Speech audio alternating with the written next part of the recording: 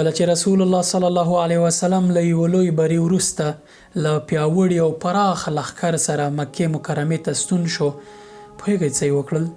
سره له دې چې ځواکونه یې پیاوړي وو، له هر چا نه د انتقام اخیستلو وس درلود او هېچا ورته څه نشو ویلی. حق یې هم و چې خلکو پر وړاندې غبرګون وښایي، خو څه یې وکړل؟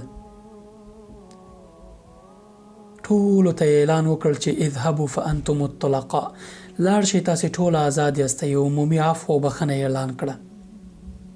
هیڅ صحابي رضی الله عنهم او نه هم د رسول الله صلی الله علیه وسلم له یارانو هیڅ چا د خلکو په کورونو باندې ورونه ختل، نه یې د چا پر وړاندې ظلم وکړه، نه یې له چا سره خپله کینه وپالله.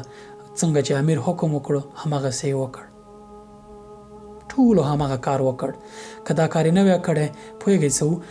الله پاک فرمایي چې اطیعوا الله و اطیعوا الرسول و اولی الامر منکم. د الله تعالی د پیغمبر صلی الله علیه وسلم او د خپل امیر حکم ومنئ.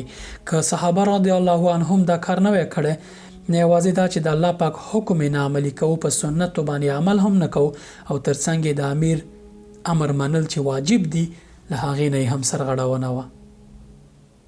په اسلامي شریعت کې هېڅوک اجازه نه لري چې د چا کور ته وردننه شي، بې اجازې د چا په کور ور وخیږي. دا ظلم دی. ځکه خو الله پاک فرمایي چې یا ایها الذین آمنوا لا تدخلوا بیوتا غیر بیوتکم حتی تستأنسوا وتسلموا فاذا قیل لکم ارجعوا فارجعوا.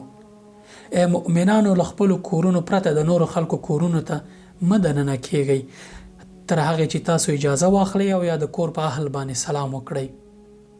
که چېرته تاسو ته ویل کېږي چې ستانه شئ، نو ستانه شئ. دا حکم عمومي دی هر حالت کې. کله چې کور والا تاسو ته اجازه نه درکوي چې کور ته دننه شئ، راووځئ، کور ته مه دننه کېږئ، ستانه شئ، بېرته خپل کار پسې ځئ. نورې لارې شته دی چې تاسې یو حکم عملي کړئ یا یو حکومتي چارې پر مخ یوسئ، خو د چا په کور باندې دننه کېدل شریعت اجازه نه ورکوي. په هیڅ حالت کې د خلکو کورونه د دوی شخصي حرمونه دي، هلته ننوتل د الله تعالی له حکم سرغړونه ده، ګناه ده. که چېرته په زړه کې کینه وي، په زړه کې عقده وي او دښمنۍ وي، څومره ښه ده چې د الله تعالی لپاره بخښنه وشي. دغه کینه د الله تعالی لپاره له زړه نه وویستل شي. داسې به شي لکه په اور باندې چې اوبه واچې، زړه به داسې پاک شي، او هغه عقده او اور چې پکې بل دی، هغه به داسې مړ شي لکه په اور باندې چې اوبه واچې. الله پاک فرمایي خذ العفو وامر بالعرف واعرض عن الجاهلین. بخښنه وکړه او په نیکیو باندې عمل کوه، سپارښتنه کوه. دا څومره ښه ده. نه یوازې دا چې دې کار سره به خپل زړه له کینې پاک کړي، الله تعالی به هم راضي کړي، جنت به هم وګټي.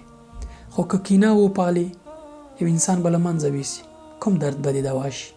یو څوک به یتیم شي، یو څوک به کونډه شي، یو مور به بوره شي، بالاخره به تا ته ګټه څه وي؟ څومره خوند کوي چې ته بخښنه وکړې. مسلمان لپاره بخښنه، د الله تعالی لپاره بخښنه کول تر ټولو غټ کار دی. الله تعالی به په دې دنیا هم عزت درکړي او په آخرت کې به د دغه کار په خاطر چې تا د الله دپاره کړی دی جنت